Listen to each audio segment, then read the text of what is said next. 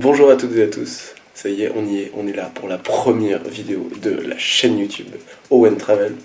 Donc cette première vidéo elle va servir à quoi? Elle va servir tout simplement à vous présenter mon projet, tout simplement savoir comment j'ai acheminé l'idée, les craintes que j'ai, les peurs que j'ai, la préparation du voyage, donc tout ce que j'ai mis en place, c'est-à-dire parce que là on est à quoi? On est à 3 jours du grand départ. Du grand départ pour où? Pour l'Australie les amis.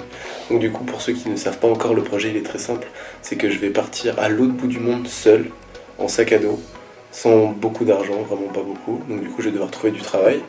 Mon niveau d'anglais n'est pas bon du tout, genre je suis assez nul en anglais, genre j'ai le level 0 en anglais donc ça va être compliqué, mais du coup je vais vous expliquer là à travers cette vidéo comment j'en suis en arrivé là. Donc déjà la première étape c'est pourquoi ce projet-là? Pourquoi ça m'est venu à l'idée de faire ce projet, d'aller en Australie tout seul, en sac à dos? Et ben tout simplement, déjà d'une, parce que j'adore le voyage. J'ai fait des vidéos YouTube il y a 1 an sur une autre chaîne qui s'appelle Nemo56 où j'ai fait du stop en dormant chez l'habitant en France, mais également aussi à Amsterdam où j'ai fait du stop jusqu'à l'autre bout et j'ai adoré en fait rencontrer du monde, faire vivre une expérience en étant seul, en me développant tout seul.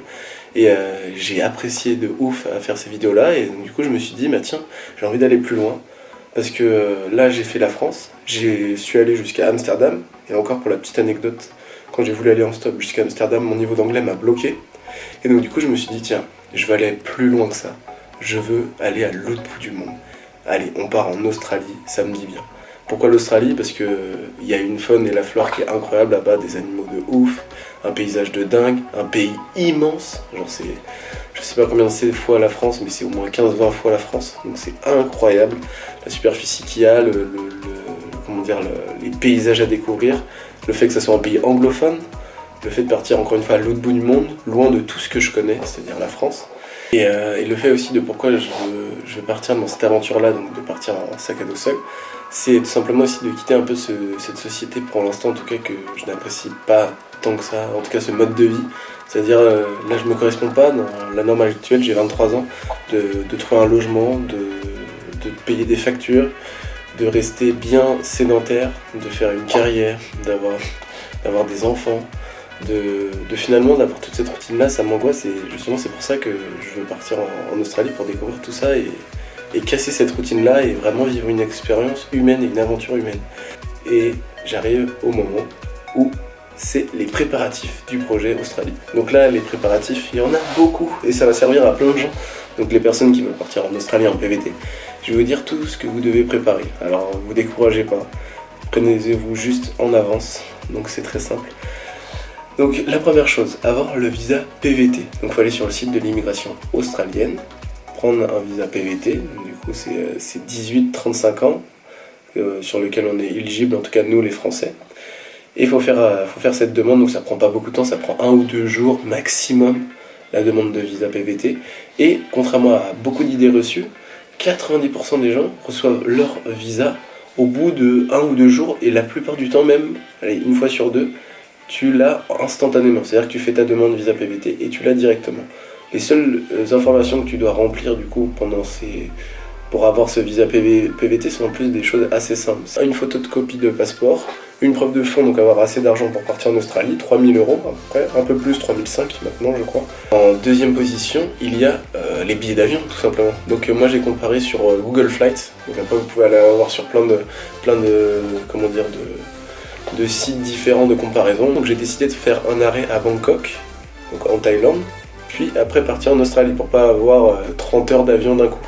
Et en plus économiquement, des fois c'est un peu mieux de faire une escalade en Thaïlande, à Bangkok justement, pour repartir après. Donc moi j'ai pris pour 500 € avec AirAsia la destination à Bangkok, j'irai 6 jours et après de Bangkok je vais à Sydney avec Air India je crois, ou Thai AirAsia, je suis bête, Thai AirAsia, et voilà, et donc du coup là ça fait 250 €.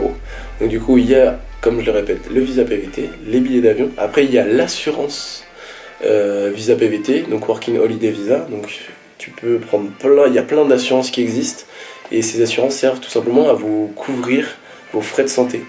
car on n'est pas assuré en tant que Français avec la caisse primaire maladie ou tout ce que vous voulez, ou nos mutuelles, quand on part en Australie, logique. Donc du coup, on prend une assurance visa PVT. Moi j'ai pris Avis International, donc il y a plein d'assurances complètement différentes, je vous invite à comparer. Il y a le pvtis.net qui fait des comparaisons justement des assurances, donc je vous invite à aller sur ce site-là.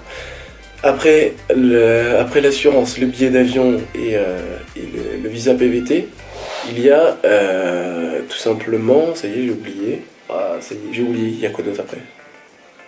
Il y a quoi d'autre? Mince, il y a quoi déjà? J'ai oublié. Ah oui, voilà. Il y a le permis international. Donc là, c'est pareil. Pour le coup, c'est pas comme le visa PVT, ça met plus de temps. Vous avez vraiment, faut s'y prendre 2 mois à l'avance. En fait, vous faites juste une demande qui est totalement gratuite pour convertir votre permis classique en permis international. Donc là, j'avoue, je vais pas faire le mec, je me rappelle plus du tout sur quel site j'étais passé, mais vous tapez juste permis international et c'est une demande qui est super rapide à faire, mais qui est longue à recevoir derrière. Donc vraiment, prenez 2 mois, un bon 2 mois d'avance pour recevoir votre permis international. Et les 2 dernières petites choses, donc vous n'êtes pas obligé de le faire, mais bon, moi dans mon cas, c'était important de le faire. Mon ordonnance, que je suis asthmatique, donc pour tous ceux qui ont des traitements à prendre, j'ai dû prendre pour 6 mois, 1 an de stock de médicaments avec mon ordonnance pour le transporter dans mon sac. Et la dernière chose, j'ai fait un CV australien, un curriculum vitae. Je l'ai fait sur Canva, donc c'est sympa pour ceux qui connaissent. Il y a juste une petite astuce que je sais et que je vous transmets. Ne faites pas de photos sur vos CV, ça ne sert à rien et c'est vraiment pas, c'est pas forcément mal vu, mais c'est déconseillé de mettre une photo sur les CV australiens. Et c'est pas comme en France où ça doit tenir sur une page. Si vous avez beaucoup d'expérience, essayez de les développer au maximum et le faire sur 2, 3, 4 pages. C'est super cool et c'est beaucoup mieux. Plus il y a de choses qui sont dites, mieux c'est. Faut pas que ça soit concis comme en France. Donc là, c'est à peu près le tour des démarches que j'ai faites. Donc ça fait quelques démarches quand même. Donc il faut s'y prendre bien 4-5 mois en avance quand vous voulez préparer un voyage comme celui-ci. En tout cas, au niveau des formalités administratives, il faut s'y prendre en avance. Je vous ai expliqué mes motivations sur pourquoi je veux partir en Australie.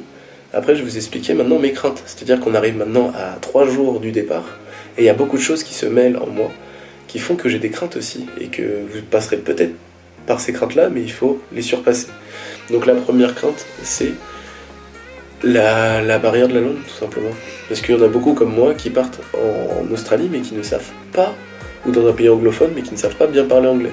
Donc moi, c'est mon angoisse primaire de me retrouver à ne pas savoir parler anglais, et cette peur de ne pas savoir parler anglais, ça débouche sur 2 autres peurs. C'est la peur d'être seul, c'est-à-dire de ne pas nouer du lien avec les gens. Parce que je me dis, moi qui est hyper sociable, qui adore discuter avec les gens, je vais me retrouver seul, parce que si je ne sais pas aligner 3 mots d'anglais, ça va être compliqué de communiquer avec les autres. Donc ça, c'est un truc qui me fait très peur. Et la deuxième peur qui en découle, c'est la peur de ne pas trouver de travail. C'est-à-dire que j'ai pas beaucoup de ressources financières non plus. Et c'est compliqué, du coup, si je trouve pas de travail à cause de mon niveau d'anglais, au bout de 2 mois, je rentre à la maison. Donc c'est compliqué aussi. J'espère que je vais pouvoir surmonter ça. Et faut que je croie en mes capacités sur mon niveau d'anglais. Mais c'est un travail à faire. La deuxième chose, c'est la peur d'être loin de ma famille. Vraiment d'être loin de ma famille, que ce soit ma copine, ma relation à distance avec elle, ma famille, auquel je suis très proche, ou encore mes amis. C'est-à-dire que je vais tellement être loin d'eux qu'il y aura même du décalage horaire. Je crois qu'il y a 9 heures de Sydney à la France. De Sydney en France. Donc 9 heures de décalage. Je pourrais les appeler qu'à certaines heures. Je serai très loin d'eux. Je pourrais même pas les appeler avec un numéro français. En fait, il faudra que je passe par des réseaux sociaux. Donc la distance va se faire, je pense, quand même bien ressentir.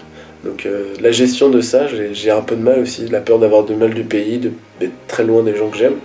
Donc là, c'est la deuxième crainte qui me fait vraiment peur. Et enfin, la troisième, ça fera rire peut-être certains, mais c'est la peur de l'avion. J'ai pas pris beaucoup de fois l'avion, je l'ai pris 1 ou 2 fois et c'était des vols nationaux.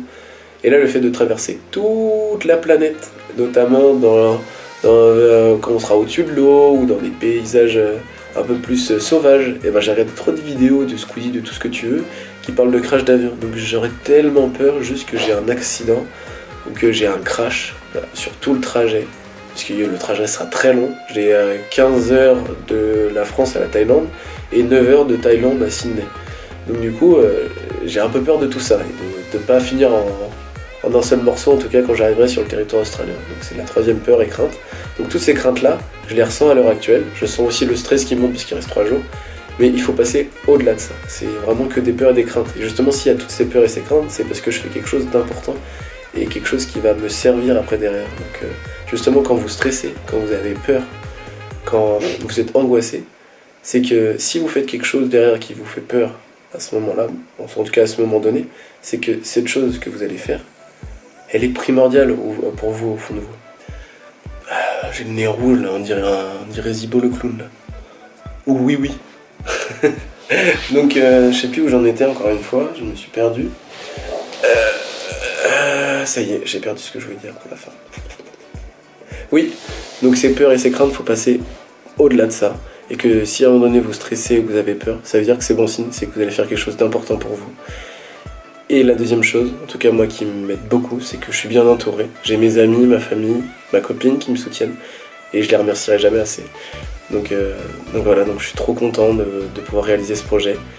Et si vous vous posez la question pourquoi j'ai envie de faire ce projet filmé, ce projet YouTube, le fait de partager des TikTok, Instagram, enfin bref, tous les réseaux sociaux, c'est parce que j'ai envie de vous faire voyager à travers moi, que vous viviez aussi l'expérience humaine, paysage, tout ce que vous voulez avec moi, que ceux qui ont peur de voyager et qui ont encore des craintes, et ben que peut-être grâce à moi, et ben ils sautent le pas, et que pour ceux qui n'ont pas forcément envie de voyager, et ben peut-être que juste ils voyagent à travers mes vidéos, à travers les réseaux sociaux que j'ai. Donc voilà, donc je vous fais des bisous, je vous dis à très vite, une vidéo toutes les semaines, le mercredi, n'oubliez pas.